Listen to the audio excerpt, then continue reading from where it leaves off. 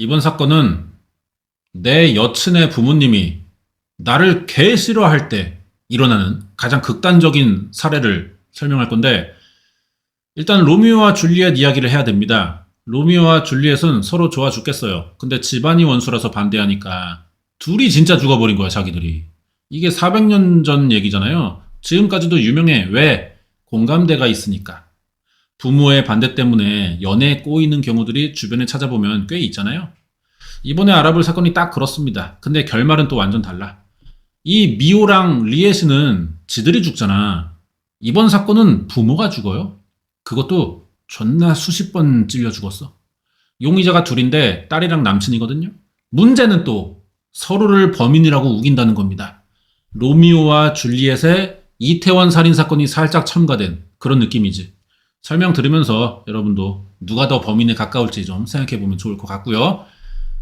로미오와 줄리엣은 뭐 영화 봐서 알겠지만 둘이 사귀는 과정이 길잖아. 이 사건도 그렇습니다.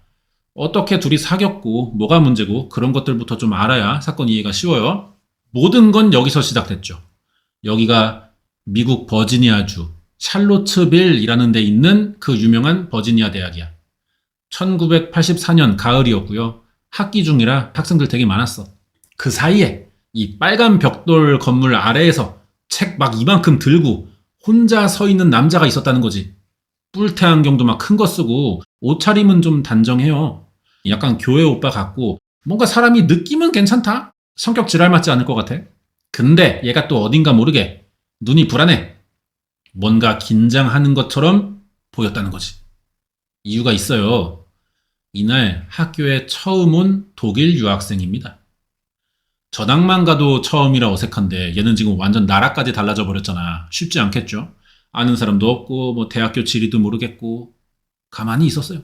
이러고 있는데 갑자기 앞으로 여자 하나가 지나가. 얘가 무슨 용기가 나는지 바로 말 겁니다.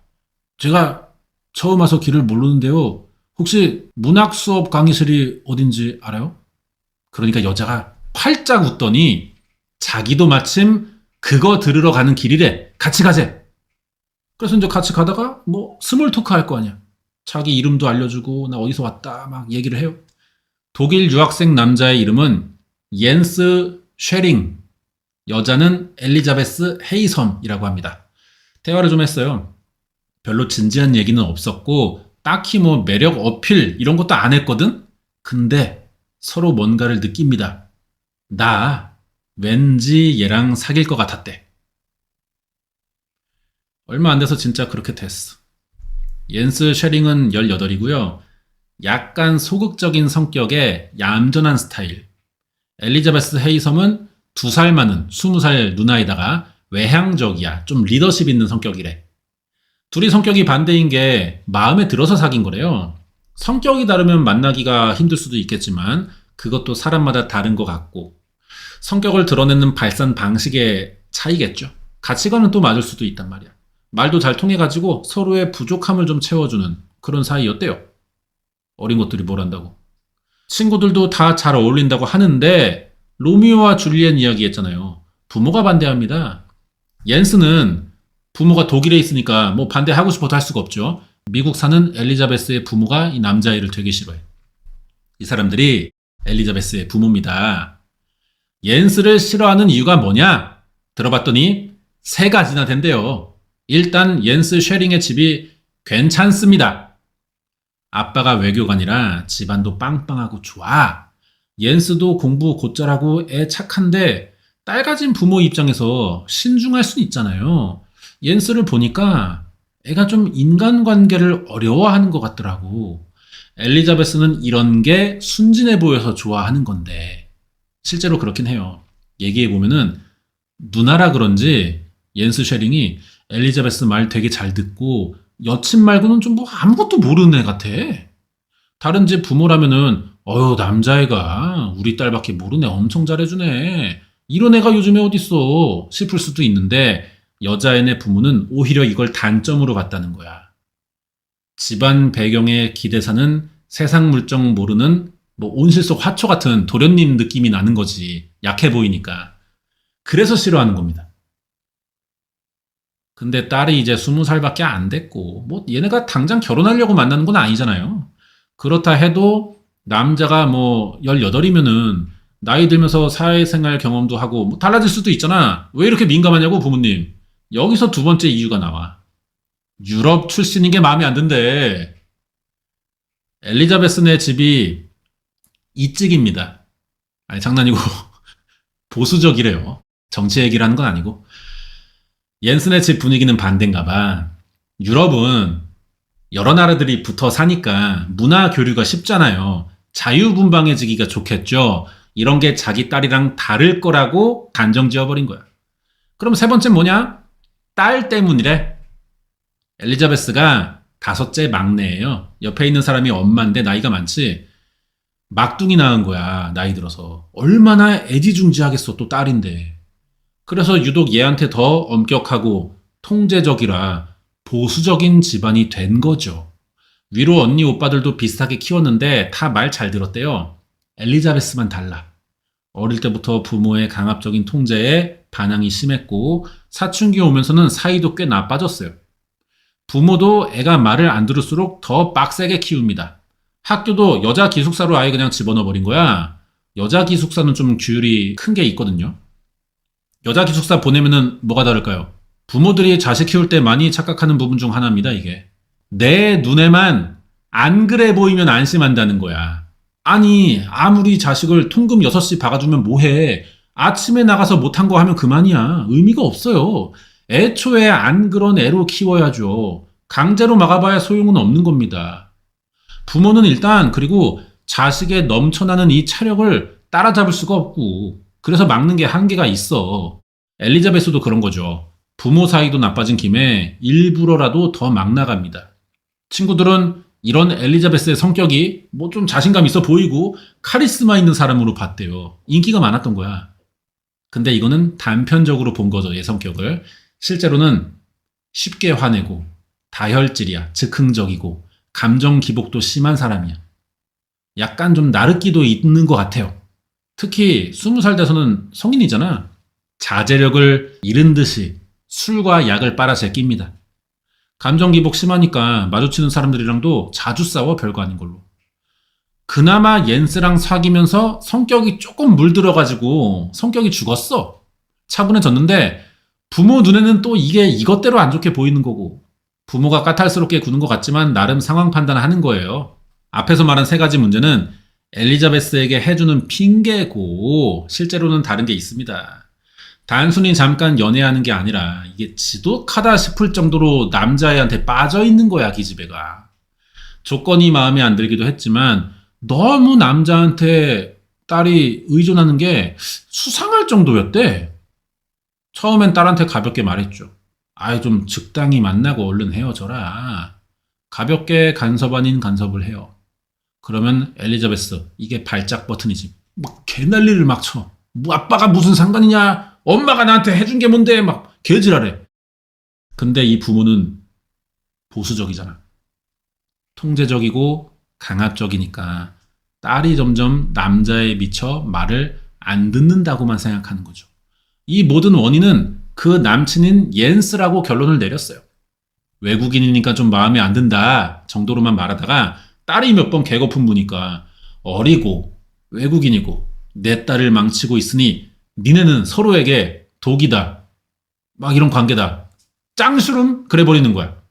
당연히 엘리자베스는 들은 척도 안 해요. 작정하면은 말릴수록 더 말 안 듣는 나이기도 하고 불타는 것이 사랑이다. 졸졸 흐르는 시냇물도 막으면 막을수록 거세게 흐른다. 이거 로미오와 줄리엣에 나오는 대사잖아. 부모 반대가 심할수록 얘들은 더 좋아 죽겠어요 아주. 이거 로미오와 줄리엣 효과라고 심리학에 진짜 있는 말입니다. 남녀 사랑을 주변에서 반대하고 간섭하잖아? 더 좋아지게 돼. 자유를 억압받을 때 회복하려는 반사작용이에요. 더 강하게 저항하는 심리작용이죠. 극티의 시각으로 볼 때 로미오와 줄리엣 얘들 가만히 놔뒀으면은 지들이 알아서 몇 달 사귀다가 헤어질 수도 있었어. 모르는 거지. 로미오가 금방 질려가지고 다른 여자 만나러 다니고 줄리엣도 막 집착해가지고 오빠 구두 사줘. 보석이 작아. 전현이 더 커. 막 난리쳐서 헤어질 수도 있는 거야. 근데 서로 원수 집안이라는 환경이 반대하니까 둘이 더 조급해져가지고 유난을 떤 거지. 그거 보면은 실제로 얘네 눈 맞아가지고 사귀고 죽기까지 5일밖에 안 걸립니다.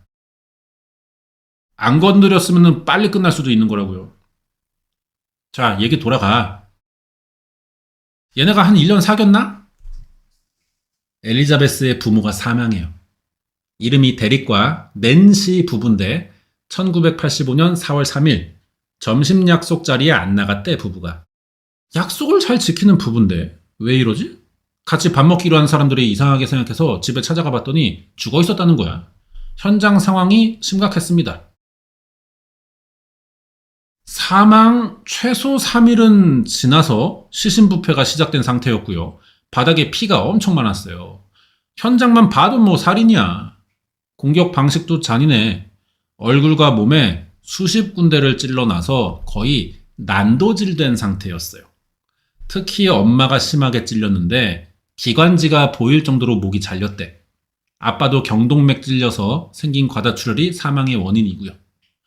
보통의 단순 강도 살인이면은 최대한 강도들의 목적은 훔칠 거 훔쳐서 현장 빨리 벗어나야 하니까 공격을 하더라도 횟수가 적습니다. 치명상만 한두 번 노리고 말겠죠. 근데 이 사건은 그런 점이 안 보여요. 많은 자상을 냈고 얼굴을 훼손했어. 범죄학에서 볼 때 공격 횟수가 많을수록 원한의 정도도 높다고 한단 말이에요. 거기에 얼굴을 가리거나 훼손하면 주변 인물일 확률이 높아지는 거고. 종합하면 이 사건은 강도나 단순 갈등에서 시작된 우발적인 살인이 아니라는 거지. 원한이 있는 가까운 사람이 저지른 살인이지 않을까, 이걸 먼저 따져봐야 되는 거고요. 우리는 뭐 이미 앞에서 얘기한 대로 누굴지 짐작이 대강 되지만 이제 수사해야 되는 경찰 입장에서는 전혀 모르는 얘기들이잖아요. 뭘 찾아내서 어떻게 수사 범위를 좁혀가는지 이제 과정을 좀 알아볼게요. 피해자인 데릭과 낸시 헤이선 부부, 미국에 살았지만 캐나다 출신입니다. 돈이 많은 사람들이었어요. 아빠인 데릭 헤이섬이 사망할 때 72살이었는데 캐나다에서 가족이 대를 이어 하던 철강 사업 잠깐 했습니다. 엄마인 낸시가 54살, 예술가래요. 둘 다 재혼이고요. 엘리자베스가 5째 막내잖아. 위로 4명 언니 오빠들이 부부가 각자 낳아서 키우다가 합쳐진 형제들입니다. 둘이 낳은 건 엘리자베스가 유일해요. 왜 애지중지했는지 알겠죠. 은퇴하고 버지니아 주립대로 진학한 딸 따라서 미국에 왔던 거고. 이 부부가 자식들에게는 엄격해요, 기준이. 근데 주변 사람들에게는 친절하고 많이 베푼다고 합니다. 원한을 살 만한 일은 없어요. 시신이 처음 발견된 날은 1985년 4월 3일 저녁, 경찰이 학교 기숙사에 사는 엘리자베스에게 부모 소식 전달해. 이때 엘리자베스 옆에는 남친인 옌스 있었고요. 둘이 막 끌어안고 울더라고요. 옌스가 막 이렇게 등 두드리면서 위로해 주는데 알고 보니까 씨발 연기였어. 얘들이 헤이섬 부부를 살해한 범인입니다. 정확히는 둘 중 하나예요. 이게 문제야, 이게. 둘 중에 누가 범인인지를 아직 못 가려냈다는 것이. 상황만 보면은 둘 중 하나가 팩트입니다. 이건 절대적이에요. 근데 누군지를 몰라서 미제야. 그럼 범행 동기는 뭐고 어떻게 체포했는지, 결과적으로 누가 더 범인에 가까울지 봅시다. 경찰도 범행 현장이나 시신 상태 보고 원한이 있는 지인의 소행이라고 판단했어요. 그리고 범행 시점은 발견 4일 전인 3월 30일쯤으로 추정됩니다. 가장 먼저 피해자들 딸인 엘리자베스를 불러서 참고인 조사했죠. 여기서 이 기집애가 말을 횡설수설해요. 말을 정확히 못하고 알리바이도 못 대. 사건 당시 엘리자베스는 남친이랑 워싱턴 DC에 다녀왔다고 했는데 타고 갔다는 차의 주행거리를 보니까 안 맞아. 경찰은 이때부터 엘리자베스를 의심하기 시작했어요. 지도 눈치챈 건지 사건 발생 6개월 뒤 옌스랑 갑자기 해외로 나가버려.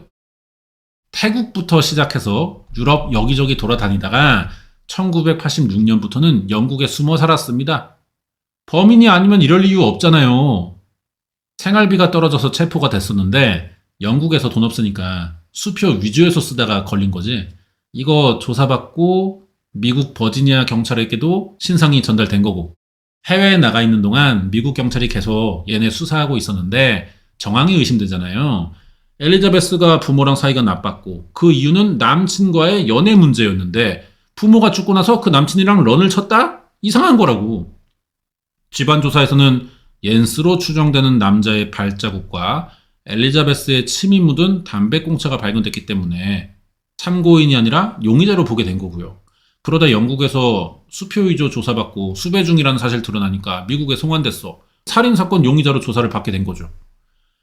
경찰은 얘네가 해외까지 도주한 걸 봐서는 자백을 받아내기는 쉽지 않을 것 같다고 생각했어요. 근데 예상과 다르게 옌스가 먼저 알아서 엘리자베스 누나는 아무것도 몰랐고 다 제가 혼자 한 일입니다. 울먹울먹 혼자 찌랄해. 경찰이 지목한 용의자가 자백했으면 사건 끝 아니에요? 근데 왜 미해결로 남았겠어요? 옌스가 단독 범행이라고 주장해놓고 며칠 만에 말을 바꿔요. 사실은 자기가 한 게 아니래. 왜 그래 갑자기? 심경에 변화가 있던 거냐? 그렇습니다. 자기는 유학 중이던 독일인이고 아빠가 외교관이니까 아빠가 좀 급이 있으니까 자백해도 잘하면은 자기 독일로 송환돼서 가벼운 처벌만 받을 거라고 생각한 거예요. 그럴 리가 있냐?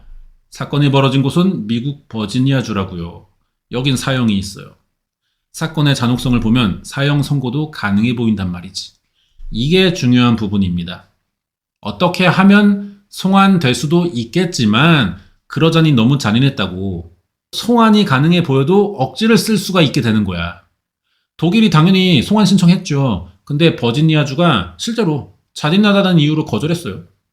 조사받다가 옌스가 이 사실을 알게 되니까 자백을 바꾼 겁니다. 저는요, 이 사건과 아무 관련이 없고요. 사건이 있던 3월 30일에 저는 모텔에 혼자 있었어요. 엘리자베스 누나는 부모님 만나러 갔다 온다고 해서요. 그날 거기서 무슨 일이 있었는지 저는 모릅니다. 그럼 너 처음에 왜 가르게 자백했었냐 물어보니까 사실은 엘리자베스 누나가 범인인데 자기가 남자잖아 꼴에. 그래서 여친 대신 죄 뒤집어 쓰고 감옥 들어가는 멋진 남자가 되고 싶었는데 얘기 들어보니까 이거 막상 감옥이 아니라 천국일 수도 있겠다는 말을 듣고 자백을 바꿨다는 거예요. 여기에 그럼 엘리자베스는 어떤 반응이냐? 당연히 인정 안 해. 이 표정 봐봐 이거 표독스러운 거. 옌스의 단독 범행이고요. 평소에 저의 엄마 아빠가 우리 사이 반대하니까 불만이 많았어요. 그 문제로 혼자 살인을 계획해 실행한 거죠. 아주 그냥 선을 확 긋더라고. 둘 중 하나가 지금 거짓말입니다. 근데 사실만 말하는 사람도 딱히는 안 보이거든요. 둘이 주고받은 편지가 공개됐어. 엘리자베스가 그래. 지네 부모님이 세상에서 사라졌으면 좋겠다고 옌스에게 써서 보낸 거야.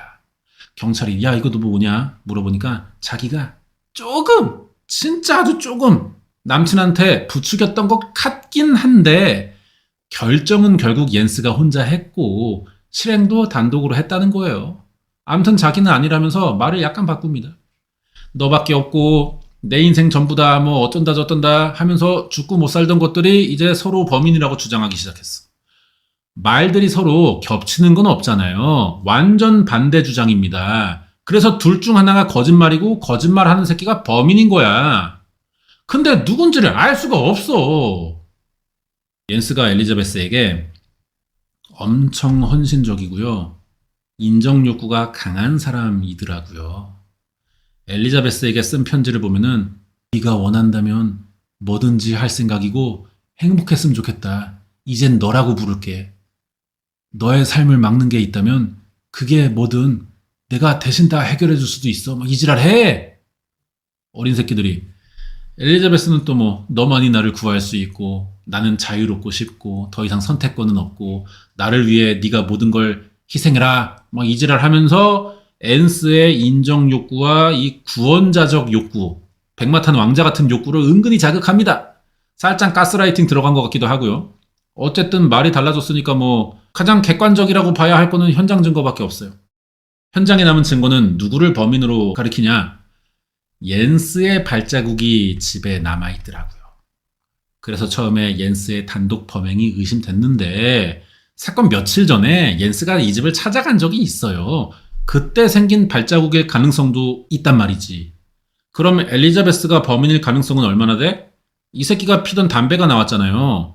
엘리자베스도 부모의 집을 찾아간 건 맞아. 근데 이것도 날짜 특정은 안 되지. 둘 다 애매합니다. 피해자들께 아닌 혈흔도 현장에 있었어요. 범인이 범행 과정에서 피해자들과 몸싸움이 있던 것 같습니다. 아니 그럼 이 피 감식해서 DNA 얘네랑 맞춰보면 되지 않냐? 나도 그렇게 생각해. 근데 왜 미제겠어? 그거는 요즘에 가능한 기법이고 이때의 수사 기술로는 할 수 없었다는 겁니다. 결국 현장 증거로도 범인을 찾을 수가 없다는 거죠. 그래도 재판은 열려요. 결과가 어떠냐? 일단 1987년에 엘리자베스 헤이섬의 재판이 먼저 열리거든요. 애가 좀 이상해졌어. 지가 범인이래. 인정하다가 몇 분 지나서는 옌스가 범인이래 말을 바꿔. 완전 또라이 됐어 이거. 그러다가 최후 진술에서는 칼 휘두른 사람 옌스고요. 저는 범행을 부추기기는 조금 했어요. 근데 직접 저지른 거 아닌데요? 이 지랄 하다가 형량 줄이려고 검찰이랑 플리바겐 협상합니다. 2급 살인의 유죄 나왔고요. 피해자가 2명이라 45년씩 90년형 받았습니다. 근데 이러면 이게 플리바겐의 의미가 있습니까? 교도소에서 늙어 죽으라는 건데 사형만큼은 피하고 싶다는 거겠죠. 옌스 쉐링의 재판은 3년 뒤에 열렸는데요. 얘가 독일인이잖아. 영국에서 잡혔는데 문제는 미국에서 일어난 사건이라고요. 이거 해결하는 과정이 3년이나 걸렸대. 검찰은 옌스를 진범으로 지목했고 옌스는 지 여친 지키려고 자백했다는 진술만 반복합니다. 옌스가 불리했던 게 자기 없는 동안 여친이 플리바겐으로 다 인정해버렸잖아. 이미 옌스는 범인으로 정해진 거나 마찬가지라고요.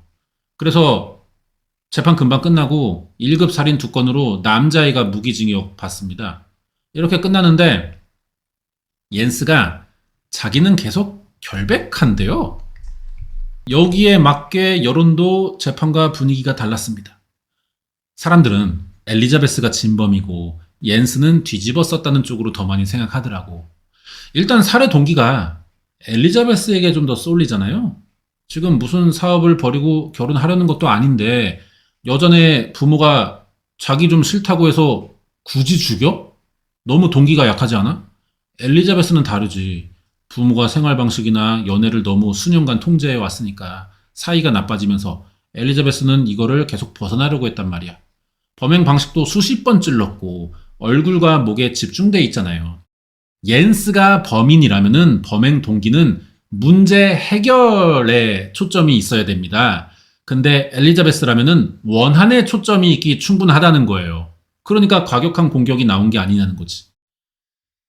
피해자와 가까운 관계의 사람이 큰 분노로 저지른 원한 살해의 전형을 보여줬단 말이야. 그러면 엘리자베스가 더 가까워 보이긴 해, 피해자의 상처들이. 옌스에게 분노 쌓일 게 뭐 있어요? 그러니까 여자애가 좀 더 범인이라는 생각이 드는 거죠. 얘는 재판에서 진술 번복도 계속했잖아. 자기 생각을 납득시키기 위해 여러 가지 방향으로 한 가지 설명을 한 게 아니라 아예 말을 바꾼다고. 그러다가 플리바겐 협상하고는 일관되게 옌스를 범인이라고만 주장합니다. 모순된 진술을 계속 바꾸다가 유죄 협상하고 나서는 일관된다는 점을 볼 때 엘리자베스가 옌스의 충성심을 이용해 범행을 뒤집어 씌운 진범으로 좀 보인다는 거죠. 의견들이. 재판 끝나고도 엘리자베스가 행동이 완전 달라졌어요. 지금은 머리 더 짧습니다. 쪼끗하고 있어. 엘리자베스는 90년형 받았지만 항소하지 않고요. 조용히 빵 생활하다가 2019년에 가석방 출소했어요.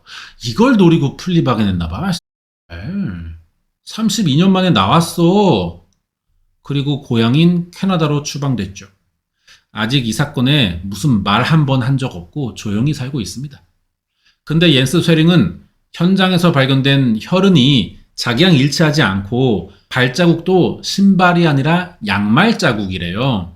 이걸론 범인을 지목하기 어렵다는 점과 수사, 재판 과정에서 불합리한 강압과 오해, 자백 유도, 증거 수집과 감정 방법의 오류 가능성을 문제 삼으면서 결백을 주장하더라고.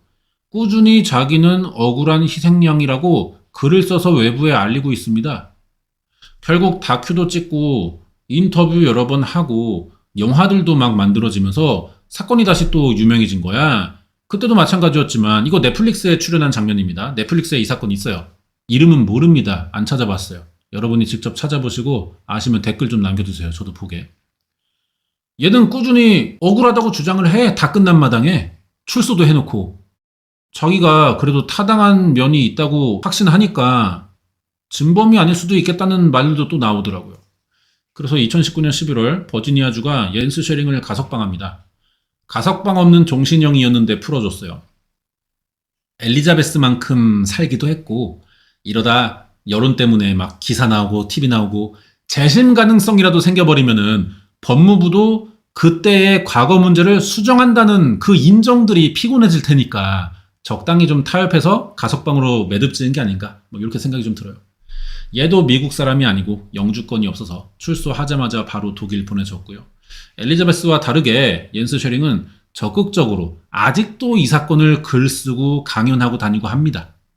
그래서 사건이 재판 기록상 옌스 쉐링으로 남긴 했지만 강력한 심증과 여론적으로는 아직 진짜 범인을 가려내지 못한 느낌으로 유사 미제 사건이 돼버린 거예요. 개인적으로 저는 좀 엘리자베스 쪽이거든요. 이렇게 보이는데 여러분 생각은 또 어떤지. 엘리자베스가 진짜 강압적인 통제를 벗어나고 싶어서 부모를 죽인 건지, 여친을 돕기 위해 18살밖에 안 된 새끼가 꼴의 남자라고 나댄 건지, 어느 쪽으로 좀 더 생각이 드는지 여러분 댓글을 남겨주시기 바랍니다. 여기까지고 다음 주에 또 새로운 사건 준비해서 올게요.